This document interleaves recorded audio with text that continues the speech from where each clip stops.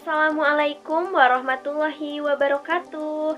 Halo, apa kabar anak-anak? Hari ini bertemu lagi dengan saya, Ibu Afina. Kita sekarang akan melanjutkan pembelajaran kita mengenai teks biografi. Hari Kamis kemarin kita sudah memulai untuk mempelajari teks biografi tentang contohnya, definisinya, kemudian ada struktur, fungsi, dan ciri-ciri dari teks biografi. Semoga pertemuan kemarin kalian menyimak dengan baik sehingga pada pertemuan kali ini anak-anak semua bisa lebih paham lagi mengenai teks biografi. Cara mengungkapkan kembali hal-hal yang dapat diteladani dari seorang tokoh dalam teks biografi. Oke anak-anak, kita mulai pada pembelajaran yang pertama mengenai pola penyajian dalam teks biografi. Pada pembelajaran kita kali ini, Ibu akan membahas mengenai pola penyajian dan baik seperti yang bisa dilihat di belakang. Di sini ada 4 pola penyajian. Di sini terdapat 4 aspek dalam pola penyajian teks biografi. Yang pertama ada alur, kemudian ada sudut pandang, ada gaya penulisan, dan juga ada fokus penceritaan. Kita bahas satu persatu ya. Yang pertama ada alur. Seperti yang anak-anak ketahui sebelumnya pada pembelajaran teks sebelumnya mungkin sudah dijelaskan mengenai alur. Jadi alur itu ada maju, mundur, dan juga campuran. Hal ini juga sama pada teks biografi, yaitu ada alur maju. Teks biografi yang beralur maju itu menceritakan kehidupan tokoh dari peristiwa masa lalu ke masa kini, atau bisa dikatakan dari ketika ia lahir, kemudian menuju anak-anak, dewasa, dan sampai menuju puncak kejayaannya dan mungkin sampai meninggal. Nah, itu adalah alur maju. Nah, biasanya kebanyakan teks biografi memang menggunakan alur maju. Nah, kemudian ada juga alur lain selain alur maju, yaitu ada alur mundur. Alur ini menceritakan peristiwa atau kejadian tokoh dari peristiwa masa kini ke masa lalu. Mungkin bisa diceritakan kesuksesan tokoh terlebih dahulu, kemudian baru menceritakan masa kecil tokoh. Dan yang ketiga ada alur campuran. Nah, alur campuran ini adalah alur dari peristiwa masa kini ke masa lalu dan kembali lagi ke masa kini, atau bisa sebaliknya, misalnya dari masa lalu ke masa kini dan ke masa lalu lagi. Mungkin anak-anak bisa membayangkan ya bagaimana alur campuran ini dan keseluruhan alur dari teks biografi ini. Oke, kita lanjut ke aspek yang kedua. Baik, kita lanjutkan pada aspek yang kedua, yaitu mengenai sudut pandang. Nah, bisa dilihat dengan seksama. Sudut pandang ini ada 3 hal atau ada 3 macamnya. Yang pertama adalah orang pertama. Sudut pandang orang pertama ini dibagi juga menjadi 2, yaitu tokoh utama dan tokoh sampingan. Nah, sama halnya seperti kata ganti atau pronomina. Orang pertama ini adalah ciri khasnya menggunakan kata aku.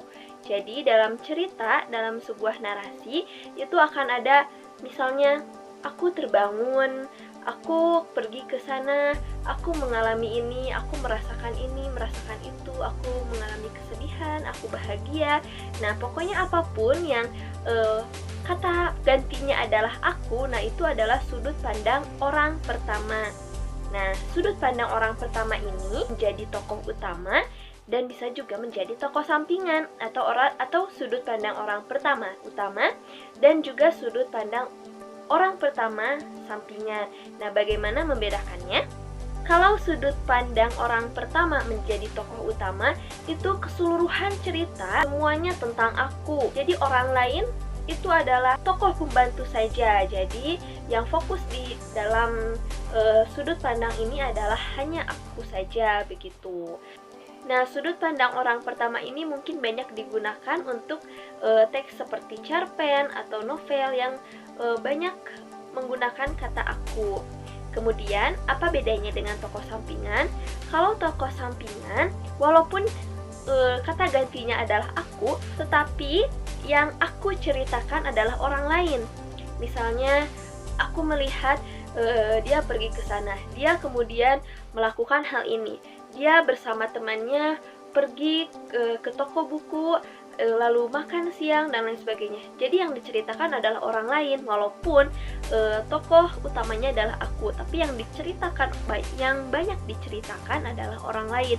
Nah, itu adalah sudut pandang orang pertama, tokoh sampingan. Sampai sini masih bisa dipahami ya? Oke, kita lanjut pada sudut pandang orang ketiga. Nah, jadi dari sudut pandang orang pertama itu langsung ke sudut pandang orang ketiga. Nah, orang ketiga ini seperti halnya kata ganti atau pronomina, mungkin anak-anak sudah tahu ya, yaitu cirinya adalah kata dia. Jadi, dalam sebuah narasi atau cerita yang menggunakan kata dia anu, dia pergi, atau menggunakan nama, misalnya Veronica pergi atau Andin melakukan hal ini dan lain sebagainya yang menggunakan nama ataupun menggunakan kata ganti dia, itu adalah sudut pandang orang ketiga. Nah, sudut pandang orang ketiga ini ada yang serba tahu dan ada yang hanya sebagai pengamat. Apa bedanya? Kalau yang serba tahu itu seperti tokoh utama di orang pertama, jadi dia menceritakan keseluruhan kehidupan si dia itu atau si satu tokoh itu. Jadi dia mengetahui setiap detail pergerakannya, setiap tumbuh kembangnya si tokoh itu. Dan ini biasanya digunakan untuk teks biografi. Anak-anak ingat lagi teks biografi yang sempat kita baca bersama-sama, ada Nadiem Makarim atau B.J. Habibie atau Najwa Shihab, itu langsung menyebutkan nama kan, misalnya Nadiem Makarim kemudian merintis usahanya sendiri yaitu Gojek. Nah, itu langsung menyebutkan Nadiem Makarim kan. Nah, itu adalah sudut pandang orang ketiga, serba tahu. Nah, kenapa serba tahu? Karena dari awal atau sejak ia lahir kemudian tumbuh kembang, jadi itu adalah sudut pandang orang ketiga serba tahu. Nah, apa bedanya dengan sudut pandang orang ketiga pengamat? Perbedaannya adalah kalau pengamat dia hanya mengamati saja dan mungkin dia tidak tahu keseluruhan. Cirinya mungkin akan ada pertanyaan seperti Najwa Shihab kemudian memulai perdebatan itu, namun Najwa terlihat kebingungan. Sebenarnya apa yang sedang dipikirkan oleh Najwa? Nah, mungkin akan seperti itu ya ciri dari sudut pandang orang ketiga pengamat, karena dia hanya mengamati dari luar saja. Dia tidak tahu apa isi hatinya, apa yang akan dia lakukan. Sedangkan kalau orang ketiga serba tahu, dia tahu. Jadi intinya pada sudut pandang orang ketiga ini langsung menyebutkan nama. Seperti tadi, seperti penceritaan Najwa Shihab mengisahkan B.J. Habibie, itu langsung menyebutkan Najwa Shihab B.J. Habibie gitu, atau dia atau ia, seperti itu. Kemudian ada juga campuran, kadang menggunakan orang pertama, kadang menggunakan orang ketiga. Nah, ini biasanya di dalam novel-novel yang mungkin ada beberapa bab atau ada beberapa babak. Nah, ada yang sudut pandangnya aku, sudut pandangnya mengisahkan dia, seperti itu. Oke, kalau sudah mengerti, kita lanjut pada aspek yang ketiga. Nah, aspek yang ketiga adalah gaya penulisan. Nah, gaya penulisan ini bisa dialog, bisa juga deskriptif naratif. Nah, misalnya dalam suatu teks biografi akan ada penceritaan mengisahkan dari awal, dari kecil, kemudian SD dan sampai dia mencari pekerjaan dan sukses. Kalau hanya diceritakan oleh naratornya saja atau hanya diceritakan oleh penulis, itu disebut deskriptif naratif. Nah, tetapi bisa saja dalam teks biografi pun ada dialog, misalnya perkataan dari ibunya atau misalnya perkataan dari tokoh itu sendiri, seperti kutipan-kutipan dari tokoh itu atau percakapan antara tokoh itu dengan ibunya. Nah, itu bisa saja terjadi.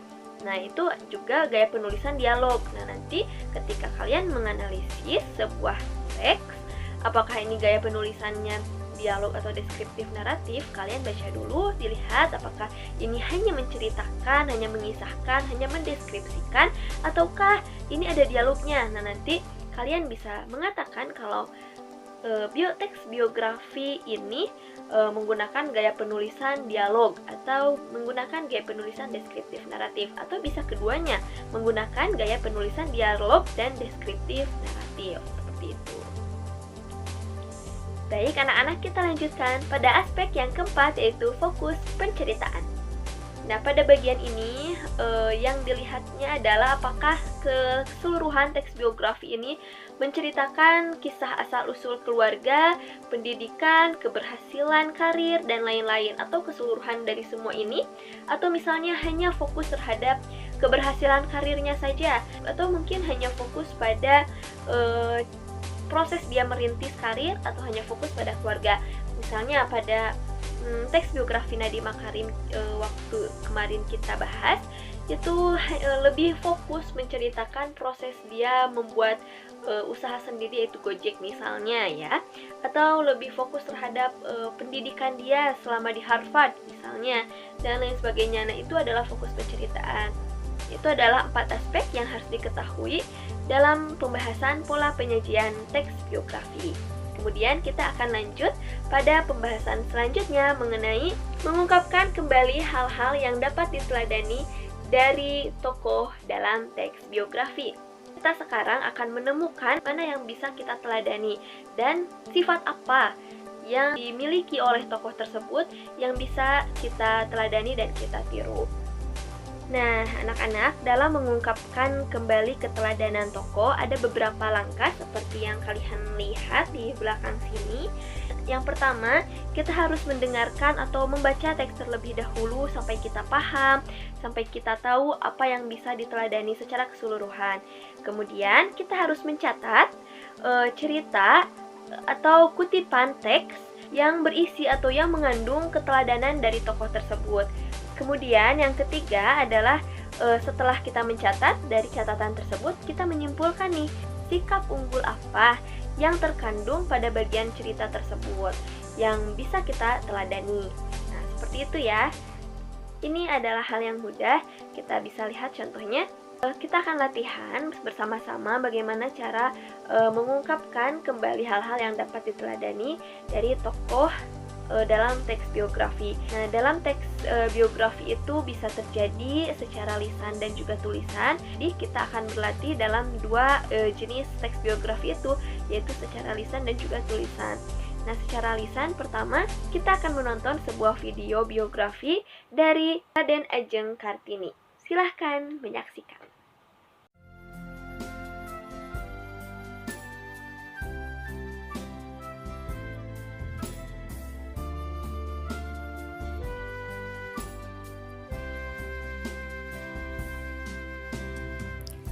Raden Ajeng Kartini lahir di Jepara, Hindia Belanda pada tanggal 21 April 1879.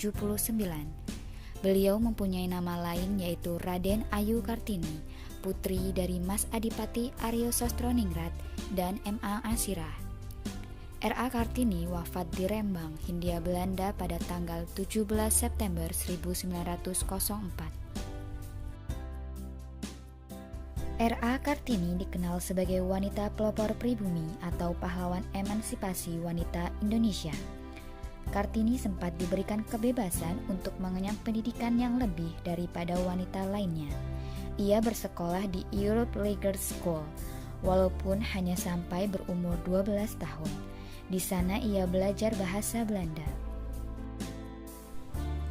Ketika R.A. Kartini sekolah di LIS, selain beliau belajar bahasa Belanda, di rumah pun beliau tetap belajar dan berkirim surat pada teman-teman korespondensi dari Belanda. Bahkan beberapa kali tulisan Kartini dimuat dalam majalah The Hollands Lail dari berbagai buku, majalah, dan surat kabar di Eropa.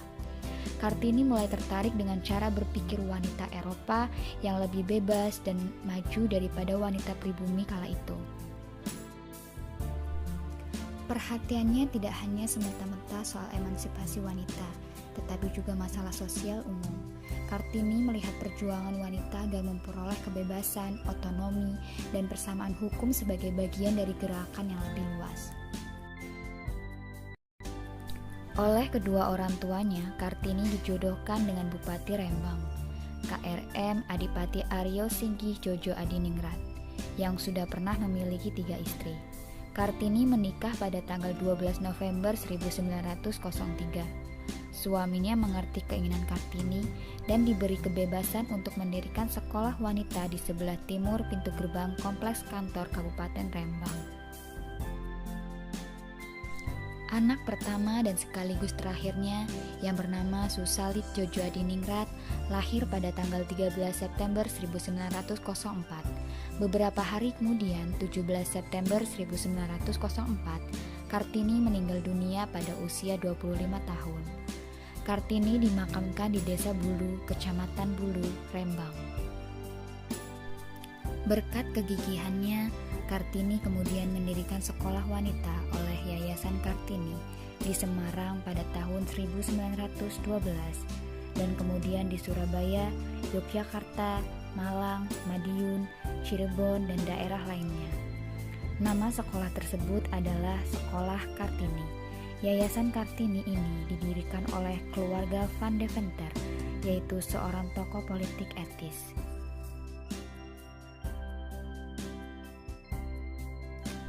Raden Ajeng Kartini menerbitkan buku yang berjudul Habis Gelap Terbitlah Terang. Buku tersebut adalah kumpulan surat yang ditulis olehnya. Kumpulan surat tersebut dibukukan oleh C.H. Abendanon dengan judul Door Duisternis tot Licht. Buku kumpulan surat Kartini ini diterbitkan pada tahun 1911. Ya, bagaimana anak-anak sudah menonton kan? Itu adalah sedikit kisah mengenai kehidupan dari pahlawan perempuan Indonesia yaitu Kartini. Nah, dari video tadi bisa dilihat di belakang ibu, kita akan menemukan kepribadian unggul dari R.A. Kartini. Nah, ibu di sini sudah mengutip dari video tersebut ya penjelasannya. Bisa dilihat di belakang, ibu bacakan saja. R.A. Kartini dikenal sebagai wanita pelopor pribumi atau pahlawan emansipasi wanita Indonesia. Kartini sempat diberikan kebebasan untuk mengenyam pendidikan yang lebih daripada wanita lainnya. Ia bersekolah di ELS walaupun hanya sampai berumur 12 tahun. Di sana ia belajar bahasa Belanda. Itu adalah kutipan teks yang ibu rasa memiliki sebuah keteladanan atau hal positif dari biografi R.A. Kartini. Nah, dari kutipan ini kita ambil atau kita simpulkan sendiri dengan bahasa kita kepribadian unggul apa dari R.A. Kartini dalam kutipan ini. Nah, menurut ibu, kepribadian unggul R.A. Kartini pada penjelasan ini adalah dapat menjadi pelopor dalam kemajuan hak pendidikan kaum wanita. Kemudian ada juga kutipan teks yang kedua. Ketika R.A. Kartini sekolah di LS, selain beliau belajar bahasa Belanda, di rumah pun beliau tetap belajar dan berkirim surat pada teman-teman korespondensi dari Belanda. Bahkan beberapa kali tulisan Kartini dimuat dalam majalah Hollands Jelali dari berbagai buku, majalah, dan surat kabar Eropa. Kartini mulai tertarik dengan cara berpikir wanita Eropa yang lebih bebas dan maju daripada wanita pribumi kala itu. Nah, berdasarkan kutipan teks dari video ini, ibu menyimpulkan bahwa kepribadian unggul dari R.A. Kartini adalah memiliki semangat yang tinggi dalam belajar dan membuat sebuah karya, serta memiliki rasa ingin tahu yang tinggi. Nah, dari kepribadian unggul inilah kita bisa mencontoh, bisa meneladani sikap beliau. Kemudian dari penceritaan atau dari biografi R.A. Kartini tadi yang kalian tonton bersama-sama, bisa disimpulkan juga pola penyajiannya ya. Yang pertama alur, yaitu alurnya maju dari kecil hingga akhirnya menceritakan Kartini meninggal. Kemudian sudut pandangnya, sudut pandang orang ketiga serba tahu, karena dia langsung menyebutkan Kartininya dan si penulis mengetahui keseluruhan cerita Kartini. Jadi itu adalah orang ketiga serba tahu. Dan yang ketiga adalah gaya penulisannya deskriptif naratif ya, karena dari awal sampai akhir hanya menjelaskan, hanya menarasikan, hanya berisi narasi. Dan fokus penceritaannya yaitu berimbang ya antara kisah asal-usul keluarganya, karena dia juga menceritakan sedikit keluarganya kan, kemudian pendidikannya dan upayanya menggapai cita-citanya yaitu mendirikan sekolah dan juga memperjuangkan hak emansipasi wanita dan serta keberhasilan karir. Nah, begitu anak-anak. Baik anak-anak, bagaimana sampai sini? Apakah semuanya masih fokus? Apakah semuanya paham dengan yang sudah Ibu jelaskan? Ibu harap kalian semua paham dengan penjelasan Ibu pada materi kali ini mengenai pola penyajian dan juga mengungkapkan keteladanan dari seorang tokoh dalam teks biografi. Oke, pada pertemuan berikutnya kita akan bertatap muka kembali dan membahas dan berlatih atau bermain game yang seru. Oke, silahkan tulis di kolom komentar apa saja yang kalian pahami dan komentar kalian menandakan kehadiran kalian ya. Jadi kalian wajib menonton video ini dan juga wajib mengomentari video ini. Terima kasih. Sekian penjelasan Ibu pertemuan kita pada hari ini. Semoga bermanfaat, semoga kalian mengerti dan terus semangat belajar, jaga kesehatan. Maaf jika Ibu memiliki banyak kesalahan. Terima kasih semuanya. Assalamualaikum warahmatullahi wabarakatuh. Sampai jumpa anak-anak.